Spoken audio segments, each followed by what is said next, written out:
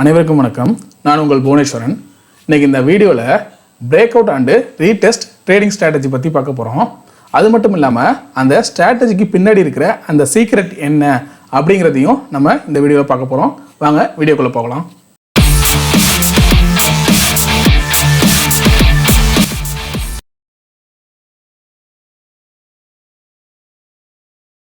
பொதுவாகவே break out trading அப்படின்னு பார்த்துக்கிட்டிங்கன்னா, அதாவது ஒரு சேனல் வந்து ஃபார்ம் ஆகும். அதாவது மார்க்கெட் வந்து இப்படி ஒரு சேனலில் பார்த்தீங்கன்னா இப்படி ஃபார்ம் ஆகிட்டு இருக்கும்.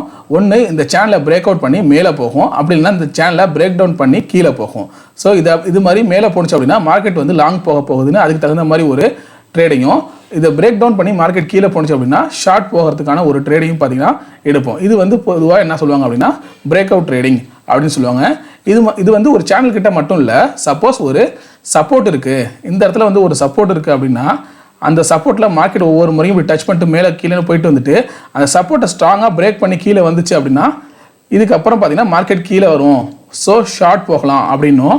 அதே போல் ஒரு ரெசிஸ்டன்ஸ் இருக்குது, மார்க்கெட் இதை மேலே போய் டச் பண்ணிட்டு வருது, அதுக்கப்புறம் ஸ்ட்ராங்காக இதை வந்து பிரேக் பண்ணி மேலே போணுச்சு அப்படின்னா இனிமேல் மார்க்கெட் வந்து லாங் போகிறதுக்கான வாய்ப்பு இருக்குது அப்படின்னு சொல்லிட்டு அதுக்கு தகுந்த மாதிரி ஒரு ட்ரேட் எடுப்போம். ஸோ இதை வந்து பிரேக் அவுட் ட்ரேடிங் அப்படின்னு சொல்லுவோம். இந்த பிரேக் அவுட் ட்ரேடிங் இருக்கு இல்லையா, ஸோ இந்த பிரேக் அவுட் ட்ரேடிங்கில் மார்க்கெட் பார்த்தீங்கன்னா அந்த சர்டைன் லெவலை வந்து பிரேக் பண்ணி கீழே வந்ததுக்கப்புறம் திரும்ப வந்து பார்த்தீங்கன்னா ரீடெஸ்ட் பண்ணிவிட்டு அகைன் கீழே வரும். ஸோ இந்த இடத்துல எந்த மாதிரி வந்து நம்ம ட்ரேடிங் எடுக்கிறது, என்னென்ன பாசிபிலிட்டிஸ் இருக்குது அப்படிங்கிறத ஒரு 3 டிஃப்ரெண்ட் டைப்ஸ் சார்ட்டில் வந்து நம்ம பார்க்க போகிறோம்.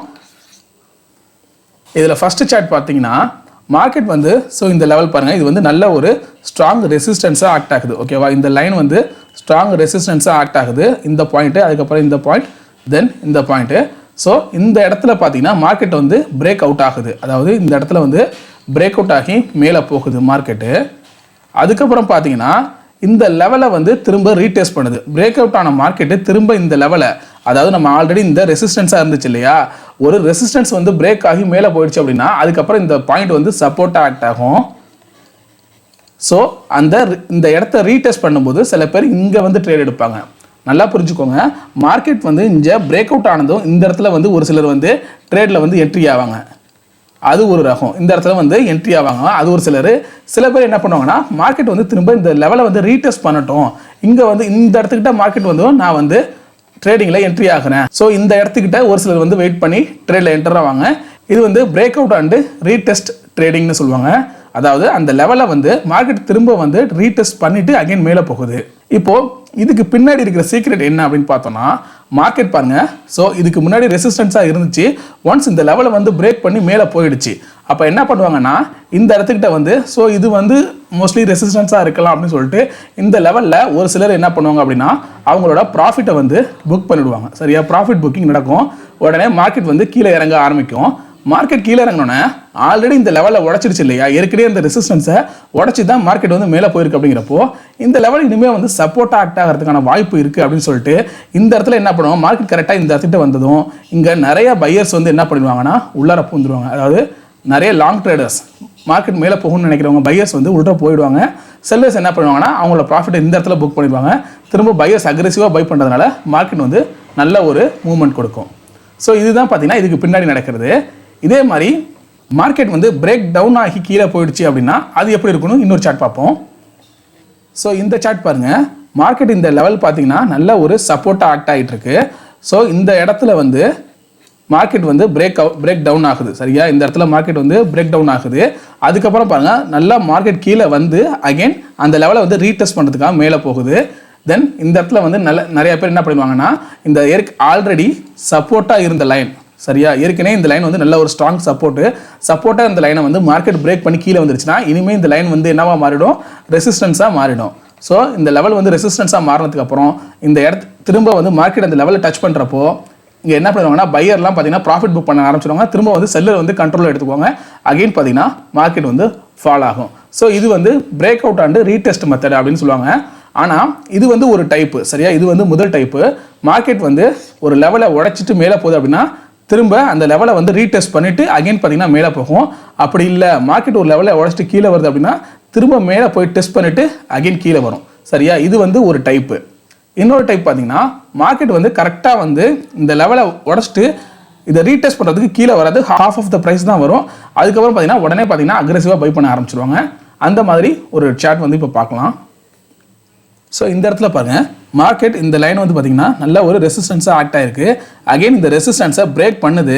பிரேக் பண்ணதுக்கப்புறம் மார்க்கெட் நல்லா மேலே போயிருக்கு. ஆனால் திரும்ப பாருங்கள், ஃபுல்லாக கீழே வந்து இந்த இடத்த வந்து ரீடெஸ்ட் பண்ணல. சரியா, இது வந்து இந்த இடத்த ரீடெஸ்ட் பண்ணல. ஏன்னா இதுதான் அதுக்கப்புறம் வந்து சப்போர்ட்டாக இருக்கும் இல்லையா.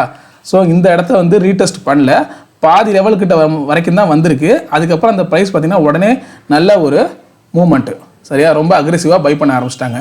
ஸோ இதில் வந்து என்ன நடக்கும் அப்படின்னா, ஒரு சிலர் வந்து இங்கே வெயிட் பண்ணுவாங்க. என்னென்னா மார்க்கெட் வந்து பிரேக் அவுட் ஆகிடுச்சு, ஆகி இவ்வளோ தூரம் போகுது, திரும்ப வந்து இந்த ரெசிஸ்டன்ஸ் இப்போ வந்து சப்போர்ட்டாக மாறிடும் இல்லையா. ஏற்கனவே இந்த ரெசிஸ்டன்ஸ் அப்படிங்கிறது வந்து இந்த இடத்துல சப்போர்ட் ஆகிடும். ஏன் அப்படின்னா மார்க்கெட் இந்த ரெசிஸ்டன்ஸை பிரேக் பண்ணி மேலே போயிடுச்சு.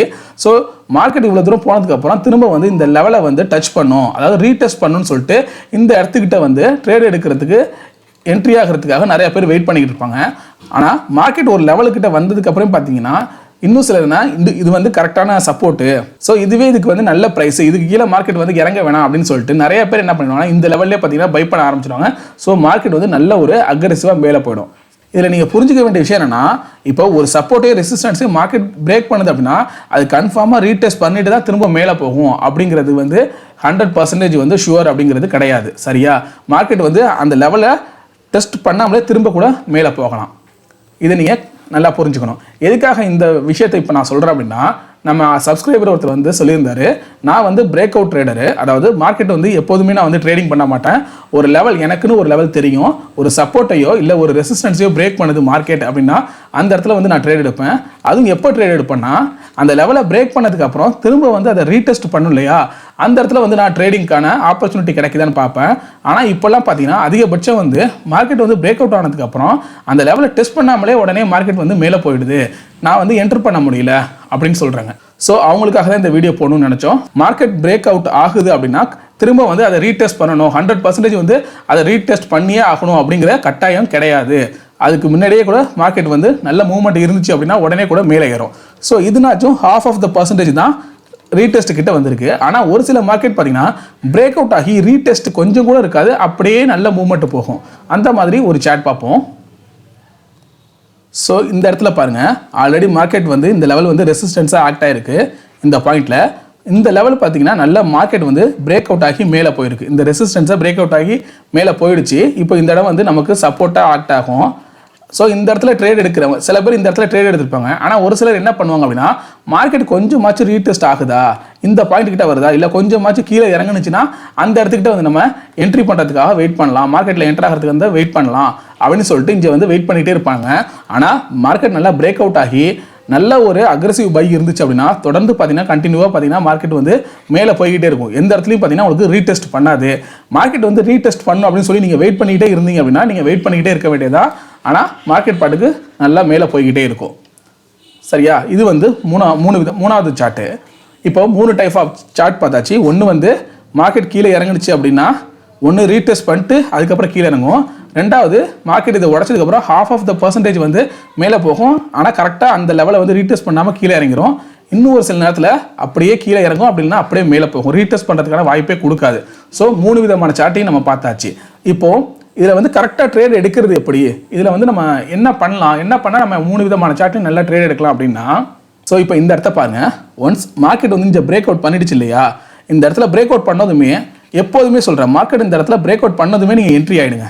திரும்ப இதை ரீடெஸ்ட் பண்ணுமா பண்ணாதான்லாம் நீங்கள் வெயிட் பண்ணாதீங்க. இந்த இடத்துல பிரேக் அவுட் பண்ணதுமே நீங்கள் என்ட்ரி ஆகிடுங்க. என்ட்ரி ஆகிட்டு நீங்கள் என்ன பண்ணுறீங்கன்னா, ஆல்ரெடி இந்த ரெசிஸ்டன்ஸ் லெவலில் பிரேக் பண்ணியிருக்கு இல்லையா, இந்த ரெசிஸ்டன்ஸ் லெவலுக்கும் கொஞ்சம் கீழே இந்த லெவல் கிட்ட வந்து நீங்கள் ஸ்டாப் லாஸை தாராளமாக போட்டுட்டு நீங்கள் என்ட்ரி எடுக்கலாம். அப்படி இல்லைனா இந்த கேண்டில் நல்லா பெருசாக இருக்குது இல்லையா, இந்த கேண்டிலுக்கு லோ கூட நீங்கள் ஸ்டாப் லாஸாக போட்டுட்டு கண்டினியூ பண்ணலாம். இப்போ என்னாகும், மார்க்கெட் திரும்ப ரீடெஸ்ட் பண்ணாலும் உங்களுக்கு ஸ்டாப் லாஸ் ஹிட் ஆகாது, ரீடெஸ்ட் பண்ணிவிட்டு திரும்ப கூட மேலே ஏறும். அப்படி இல்லை மார்க்கெட் 1/2% வந்து ரீடெஸ்ட் பண்ணிவிட்டு மேலே ஏறினாலும் உங்களுக்கு ப்ராஃபிட்டு, இல்லை இதே இடத்துலேருந்து மார்க்கெட் மேலே போயிட்டே இருந்தாலும் உங்களுக்கு வந்து ப்ராஃபிட்டு. சரியா, இப்போது நம்ம அந்த சார்ட்லேயும் பார்ப்போம். ஸோ இப்போ இந்த சார்ட்டில் பார்த்தோம் அப்படின்னா மார்க்கெட் வந்து இந்த இடத்துல இதுலேருந்து பிரேக் அவுட் ஆகிடுச்சுன்னா இந்த இடத்துல நீங்கள் என்ட்ரி ஆகலாம். அப்படின்னா இந்த கேண்டில் ஏதோ ஒரு கேண்டில் நீங்கள் என்ட்ரி ஆகிடலாம். என்ட்ரி ஆகிட்டு இந்த லெவலுக்கும் கொஞ்சம் கீழே, சரியா, கரெக்டாக இந்த லெவலை போடக்கூடாது. ஏன்னா இந்த லெவலை வந்து மார்க்கெட் வந்து ரீடெஸ்ட் பண்ணுச்சு சப்போஸ் அப்படின்னா உங்களுக்கு அந்த ப்ரைஸ் வந்து ட்ரிகர் ஆகிரும். ஸோ உங்களோட ஸ்டாப் லாஸ் வந்து ட்ரிகர் ஆகிடும். அதனால கரெக்டாக அந்த சப்போர்ட் கிட்ட போடாமல் அந்த சப்போர்ட்டுக்கும் ஒரு 5 பாயிண்ட்ஸ் இல்லைனா ஒரு 6 பாயிண்ட்ஸ் கம்மியாக கீழே டவுன் பண்ணி அந்த உங்களோட ஸ்டாப் லாஸை போடணும். அப்படி போட்டிங்க அப்படின்னா மார்க்கெட் வந்து இந்த ஏறி திரும்ப இறங்கினாலும் பார்த்தீங்கன்னா இந்த அளவுக்கு உங்களுக்கு ஸ்டாப் லாஸ் இருக்குது. ஸோ எப்படி இருந்தாலும் மார்க்கெட் வந்து மேலே ஏறிடும். அதனால் நீங்கள் எப்போதுமே அந்த ரீடெஸ்ட் பண்ணணும், ரீடெஸ்ட் பண்ணுற வரைக்கும் நான் வெயிட் பண்ணுறேன் அப்படின்னு உங்களோட ட்ரேடிங்காக நீங்கள் வெயிட் பண்ணிகிட்டு இருக்காதீங்க. ஸோ இதில் பலருக்கு கேள்வி வரலாம், மார்க்கெட் வந்து மேலே போய் நல்லா பிரேக் அவுட் ஆனோடனே இந்த என்ட்ரி கொடுத்துட வேண்டியதானே, எதுக்காக எல்லாரும் ரீடெஸ்ட் பாயிண்ட்டுக்காக வெயிட் பண்ணுறாங்க அப்படின்னு நீங்கள் நினைக்கலாம். ஸோ இதுக்கு பின்னாடி இருக்கிற அந்த சீக்ரெட் என்ன அப்படின்னு பார்த்தீங்கன்னா, மார்க்கெட் சப்போஸ் இந்த இடத்துக்கிட்ட நீங்கள் என்ட்ரி இவ்வளோ தூரம் பிரேக் அவுட் ஆகிடுச்சுன்னு வச்சுக்கோங்களேன், இந்த இடத்துக்கிட்ட அவங்க வந்து ஒரு ட்ரேடில் என்ட்ரி ஆகிறதுக்கும் ரீடெஸ்ட் பண்ணும்போது நல்ல ஒரு வேல்யூ கிடைக்கும். அதாவது இந்த இடத்துக்கிட்ட அவங்களுக்கு வந்து ஒரு 105 வந்து ப்ரீமியம் இருக்குது அப்படின்னா ரீடெஸ்ட் பண்ணுற இடத்துக்கிட்ட கிட்டத்தட்ட 90 இருக்கும் அந்த ப்ரீமியம். ஸோ நீங்கள் ஒரு ஆப்ஷனையோ இல்லை ஒரு ஸ்டாக்கையோ நீங்கள் வாங்குறப்ப 105 ரூபாய்க்கு வாங்குறதுக்கும் 90 ரூபாய்க்கு வாங்குறதுக்கும் வித்தியாசம் இருக்கு இல்லையா. அதாவது நல்லா பிரேக் அவுட் ஆகி மேலே போயிட்டு இருக்கப்போ இந்த லெவலில் நம்ம வந்து ஒரு ப்ரைஸை வாங்குறதுக்கும் அது ரீடெஸ்ட் பண்ணுறப்ப கீழே இறங்குது, நமக்கு டிஸ்கவுண்ட் ப்ரைஸே கிடைக்குது. அதாவது ஆல்ரெடி மேலே ஏறினதுலேருந்து நமக்கு டிஸ்கவுண்ட் ப்ரைஸே இங்கே கிடைக்குது. அப்படிங்கிறப்போ எல்லாரும் என்ன பண்ணுவாங்க அப்படின்னா இந்த டிஸ்கவுண்ட் ப்ரைஸ்க்காக வெயிட் பண்ணுவாங்க. அதனால தான் பார்த்தீங்கன்னா மோஸ்ட்லி எல்லாருமே மார்க்கெட் பிரேக் அவுட் ஆனதுக்கப்புறம் திரும்ப ரீடெஸ்ட் பண்ணுறதுக்காக வெயிட் பண்ணி பார்த்துட்டு இருப்பாங்க. ஏன்னா ரீடெஸ்ட் பண்ணிட்டு அந்த இடத்துல நமக்கு வாங்கணும் அப்படின்னா மேலே இருக்கிற வேல்யூவோட கீழே வந்து நம்ம கம்மியான வேல்யூலேயே நம்ம வாங்கிடலாம். ஸோ சப்போஸ் மார்க்கெட் கொஞ்சம் மேலே ஏறினாலுமே நமக்கு நிறைய ப்ராஃபிட் இருக்கும். இந்த இடத்துல வாங்கி இவ்வளோ தூரம் ஏறுறதுக்கு உள்ள ப்ராஃபிட்டை விட கீழே வாங்கி இவ்வளோ தூரம் ஏறுனுச்சு அப்படின்னா நமக்கு நிறைய ப்ராஃபிட் இருக்கும் இல்லையா. ஸோ அந்த நமக்கோட ப்ராஃபிட் பர்சன்டேஜ் வந்து அதிகமாக இருக்கும். அதனால தான் எல்லாரும் என்ன பண்ணுறாங்க அப்படின்னா மார்க்கெட் வந்து ரீடெஸ்ட் ஆகட்டும், இந்த இடத்துல நம்ம வாங்குவோம், இந்த லெவலில் வாங்குறத விட இந்த லெவலில் வாங்குறோம் அப்படின்னா நமக்கு இவ்வளோ தூரத்துக்கு உள்ள ப்ராஃபிட்டுங்கிறது வந்து அதிகமாகவே இருக்கும் அப்படின்னு ஃபீல் பண்ணுவாங்க. அதனால தான் எல்லாருமே பார்த்தீங்கன்னா பிரேக் அவுட் ஆகிற இடத்துல ரீடெஸ்ட்காக வெயிட் பண்ணுறாங்க. ஆனால் ஒரு சில நேரத்தில் மார்க்கெட் வந்து ரீடெஸ்ட் பண்ணட்டும் இல்லை கொஞ்சம் ப்ரைஸ் கீழே இறங்கட்டும் நீங்கள் வெயிட் பண்ணிகிட்டே இருந்தீங்கன்னா நம்ம ஆல்ரெடி ஒரு சார்ட் பார்த்த மாதிரி அந்த லெவலை பிரேக் பண்ணிடுச்சுன்னா கண்டினியூவாக அப்படி பாட்டுக்கு மேலே போயிட்டே இருக்கும்.